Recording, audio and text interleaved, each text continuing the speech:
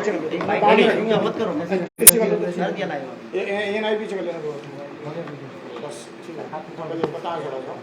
आज आप सब लोग का महानगर कांग्रेस कार्यालय में हार्दिक स्वागत अभिनंदन है। आज ये प्रेस वार्ता हो रही है।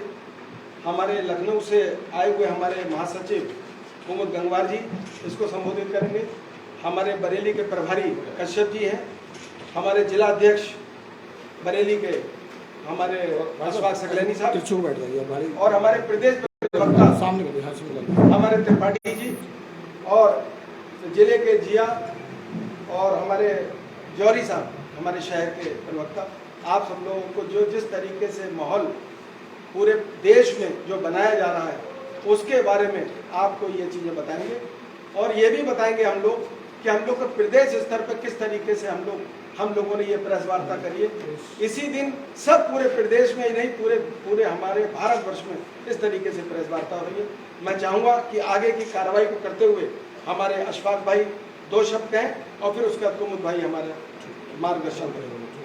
आज अखिल भारतीय कांग्रेस कमेटी के आह्वान पर पूरे देश के सभी जनपदों में प्रदेश देश के तमाम नेता सभी जिलों पर आज प्रेस कॉन्फ्रेंस कर थोड़ा सा सामने देखिए सब जो देश के अंदर लोकतंत्र की हत्या करते हुए जिस तरीके से आपने देखा कि संसद से अडानी और अंबानी को फायदा पहुंचाने के लिए उनसे सवाल करने को मोदी सरकार से आदरणीय हमारे नेता राहुल गांधी जी ने कहा था, उनकी सजा आप लोग जानते हैं कि निष्कासन उनको मिला। इसी को लेकर आज हमारे बीच में उत्तर प्रदेश कांग्रेस कमेटी के महासचिव हमारे इस मंडल के प्रभारी भाई कुमुद गंगवार जी हमारे बीच में उपस्थित हैं। हमारे बीच में उत्तर प्रदेश कांग्रेस कमेटी के प्रवक्ता अति सम्मानीय हमारे केवी त्रिपाठी जी, हमारे बीच में उत्तर प्रदेश कांग्रेस कमेटी के सचिव और जनपद के प्रभारी भाई जितेंद्र कश्यप जी हमारे बीच में उपस्थित हैं और हमारे महानगर कांग्रेस कमेटी के सम्मानित अध्यक्ष भाई अजय शुक्ला जी हमारे बीच में उपस्थित हैं। और इन सारी चीज़ों को सारी जो आज प्रेस कॉन्फ्रेंस आप लोगों को बुलाया विधिवत तरीके से आपके जो सवाल होंगे उनके आंसर और अपनी बात को रखने के लिए मैं अनुरोध करूंगा हमारे उत्तर प्रदेश कांग्रेस कमेटी के महासचिव भाई कुमुद गंगवार जी। आप सभी को नमस्ते। आज जो अपने लंबा हो बात तो पहले आप ब्रीफ कर दीजिए उसके बाद यही ब्रीफ ऐसा बाइट इतनी लंबी चलेगी नहीं, बाद में मेन बाइट कर देंगे, पहले ब्रीफ कर दीजिए।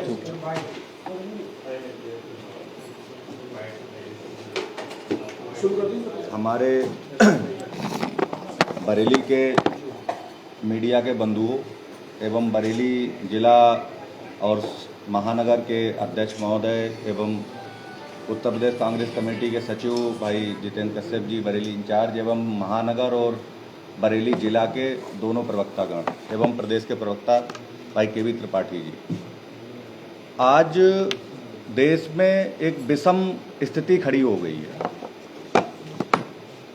जिस बात का जिक्र राहुल गांधी जी ने किया कि देश में लोकतंत्र खतरे में है, इस को जिस दिन से उन्होंने ये बात कही कि देश में लोकतंत्र खतरे में है, ये लगातार ऐसी घटनाएं इस देश में घटित हो रही हैं जिससे ये प्रूफ हो रहा है कि देश में लोकतंत्र पूरी तरह से खतरे में है।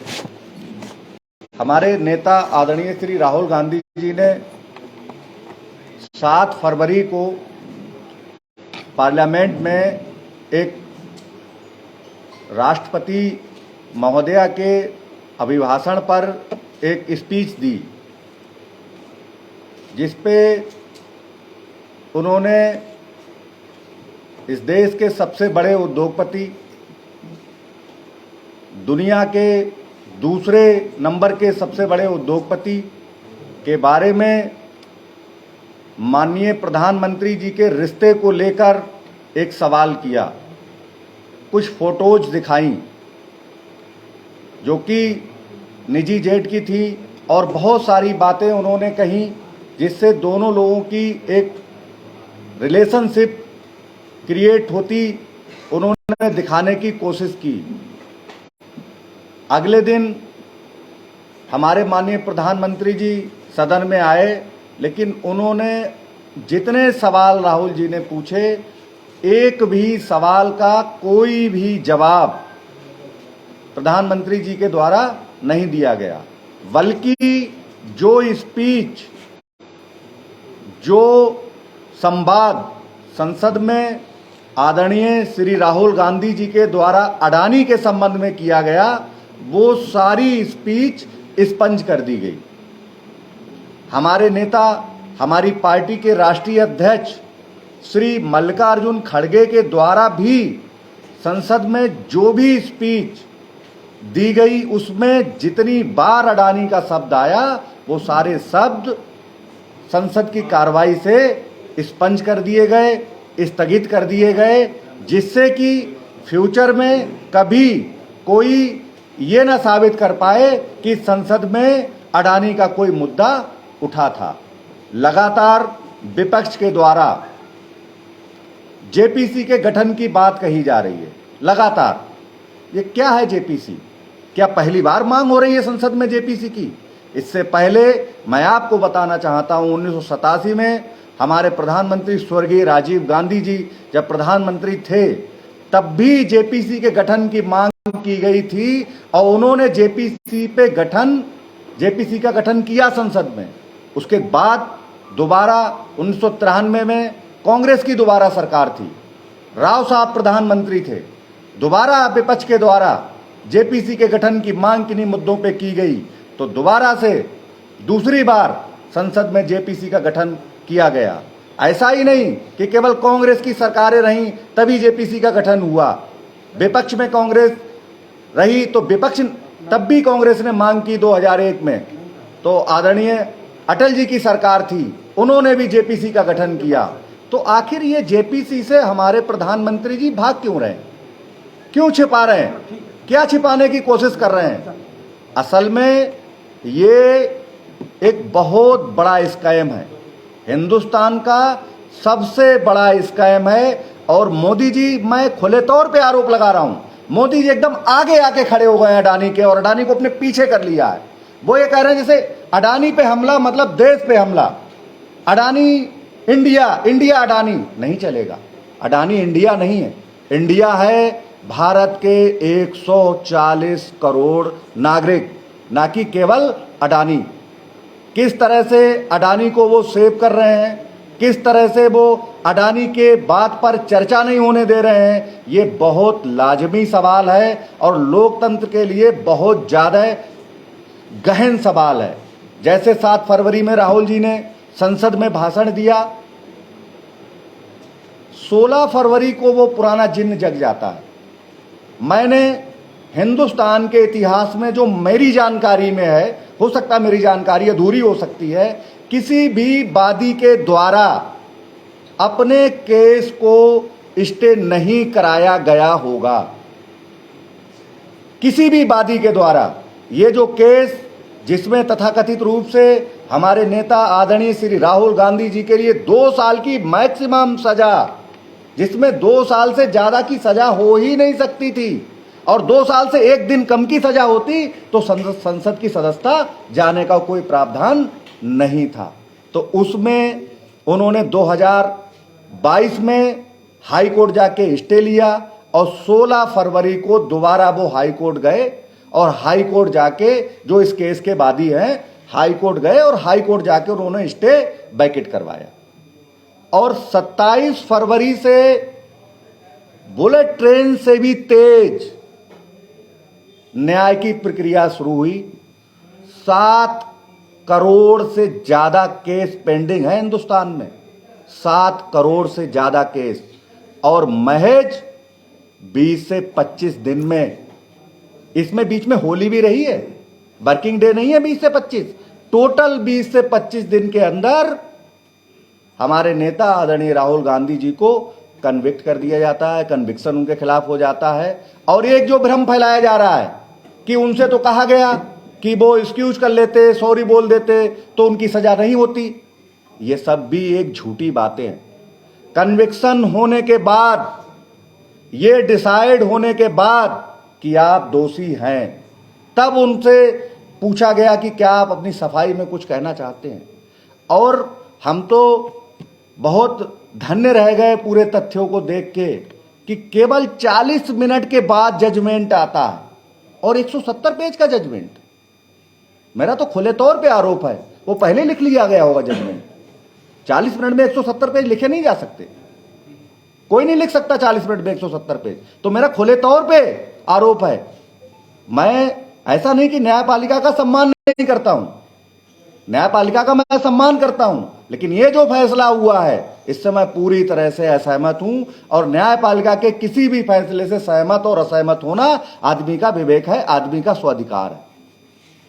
दूसरी बात, आपको जानकारी है कि इसी देश में एक ऐसी सांसद महोदया हैं जिन पर देशद्रोह का आरोप है, जिन पर देशद्रोह का केस चल रहा है। 20 वर्ष से ज्यादा हो गए हैं उस केस को, उसमें कन्विक्शन नहीं हो पाया, उसमें कोई जजमेंट नहीं हो पाया। क्या है ये? एक व्यक्ति जो सिर्फ एक चुनावी भाषण में वो भी चोर को चोर कह दे तो उसको 2 साल की सजा हो जाती है, और एक दूसरी तरफ सांसद महोदया पर देशद्रोह का आरोप है। देशद्रोह में भारतीय न्यायालयों में मुकदमा चल रहा है, उन पर तो कोई जजमेंट नहीं हो जाता। किस पार्टी के हो सांसद? भारतीय जनता पार्टी की सांसद हैं। क्या नाम है? अब सांसद आप नाम ही लेने की क्या जरूरत है, आपको पता ही है, उसमें बहुत ज्यादा नाम लेने की क्या जरूरत है। ऐसे लोगों का तो मैं नाम लेना भी पसंद नहीं करूंगा। बाकी भारतीय जनता पार्टी के राष्ट्रीय अध्यक्ष के द्वारा बहुत ही थर्ड दर्जे का बयान दिया गया कि ये ओबीसी का अपमान है। मैं खुद ओबीसी से आता हूं, क्या चोर को चोर कहना ओबीसी का अपमान हो जाएगा? पहली बात तो यह है कि वो तीनों नाम जो राहुल गांधी जी ने लिए थे वो तीनों ओबीसी नहीं है, तीनों अपर कास्ट के हैं। लेकिन मैं तो ये कह रहा हूं, अगर वो ओबीसी के होते भी तो क्या अगर कोई चोरी करके भाग रहा है, इस देश को छोड़ के भाग रहा है, उसका नाम हम लेंगे, उस पर आरोप लगाएंगे तो ओबीसी समाज का अपमान हो जाएगा। मैं तो ये कह रहा हूं, ओबीसी समाज का अपमान भारतीय जनता पार्टी के राष्ट्रीय अध्यक्ष ने किया है, ओबीसी का अपमान उन तीनों भगोड़ों ने किया है जो कि अपने आप को ओबीसी से जोड़ रहे हैं और देश की संपत्ति लेके भाग रहे हैं। चाहे ओबीसी की बात हो, चाहे कन्विक्शन का मामला हो, चाहे अडानी का मामला हो, सिर्फ एक ही सवाल पूछा जा रहा है कि 20,000 करोड़ कहां से आए सेल कंपनियों में, जिसका कोई भी जवाब किसी के पास नहीं है। जेपीसी की मांग सिर्फ इसलिए हो रही है, अभी इतनी हिंडनबर्ग रिपोर्ट आने के बाद पूरी तरह से अडानी ग्रुप लॉस में चला गया, उसके बाद अभी हमारे कर्मचारियों के पीएफ का पैसा 37,000 करोड़ ट्रांसफर किया गया। काहे? किस लिए? क्या मामला है? क्या रिश्ता है ये रिश्ता, इसमें कुछ भी रिश्ता नहीं है। सही बात यह है कि मोदी ही अडानी है, अडानी ही मोदी है, कोई अंतर नहीं है दोनों में, और दोनों मिलके इस देश को पूरी तरह से लूटने का काम कर रहे हैं। पूरी तरह से इस देश के संस्थानों को, चाहे एयरपोर्ट हो, चाहे पोर्ट हो, चाहे और सरकारी संस्थान हो, नियम बदल बदल के ठेके दिए जा रहे हैं उन्हें, नियम बदल बदल के पीएसयू उन्हें दिए जा रहे हैं। मोदी जी की जो विदेश यात्राएं, मेरा आरोप है, जांच होनी चाहिए उन पे। जहां जहां वो जाते हैं विदेश में, पीछे से अडानी को ठेका मिल जाता है। ये क्या मामला है? और कई देशों के तो अधिकारियों ने दबी जुबान से ये बात कबूली है कि मुझ पे दबाव था, इसलिए मैंने अडानी ग्रुप को ठेका दिया। और कोई सवाल आते हैं? अगला स्टेप क्या होगा सर आपका? देखिए, ये कांग्रेस पार्टी है, इसका काम है लोकतंत्र के लिए लड़ना। हर स्तर पर, सड़क से लेकर संसद तक, न्यायपालिका तक, हर स्तर पे हम लोग लड़ेंगे और इनका जो भी तानाशाहीपूर्ण रवैया है, इसका हम गांधीवादी तरीके से इनको जवाब देंगे। क्या 2024 का चुनाव को लेकर क्या है?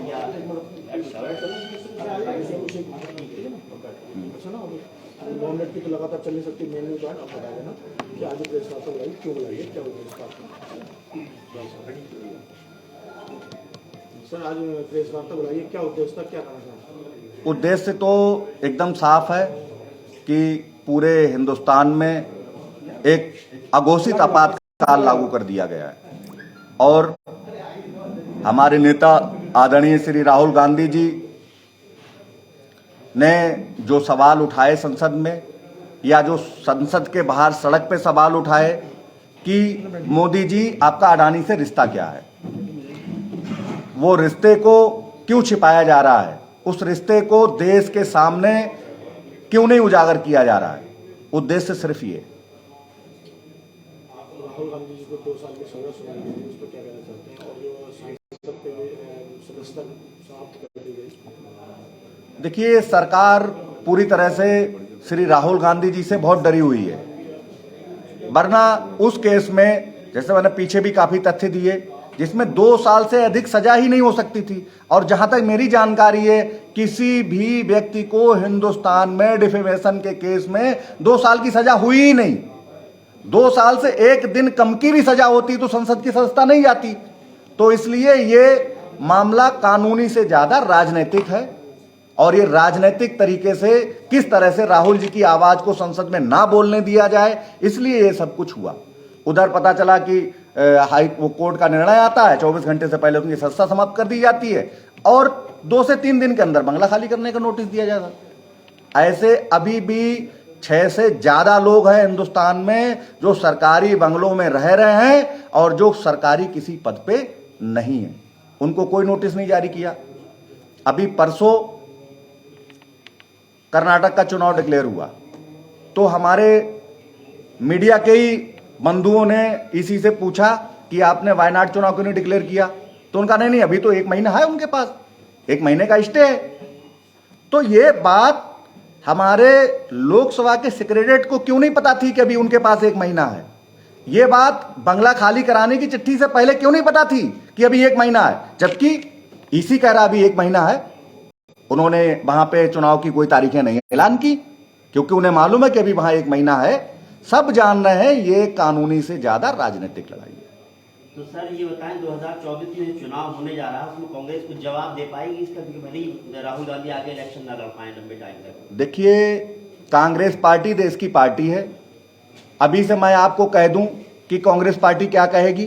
कांग्रेस पार्टी इन्हीं मुद्दों को लेके देश की जनता के बीच जाएगी और कांग्रेस पार्टी जवाब नहीं देगी, जवाब देगी इस देश की 140 करोड़ जनता। वो जवाब देगी कि इस देश में तानाशाही नहीं चलेगी।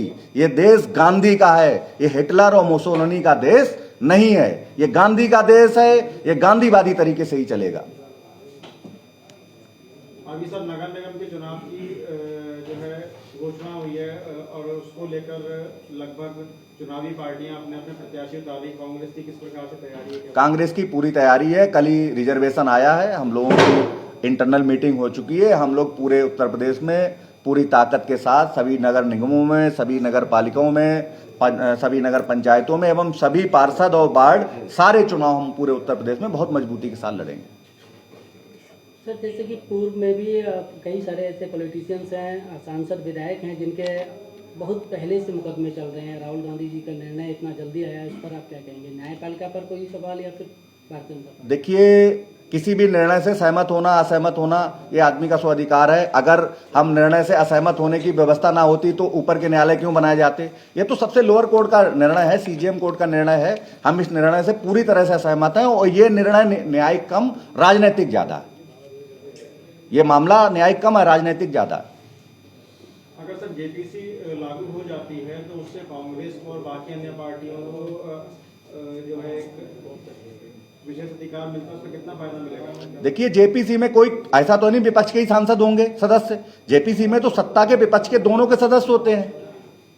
भाई जेपीसी कोई ऐसा तो नहीं कि केवल विपक्ष के सांसद जांच करेंगे, उसमें तो दोनों के सदस्य होते हैं। लेकिन एक पटल पर चर्चा होने लगेगी, एक पटल पर सबूत इकट्ठा होने लगेंगे, जिससे कि हमारे प्रधानमंत्री जी नहीं चाहते कि ऐसा हो।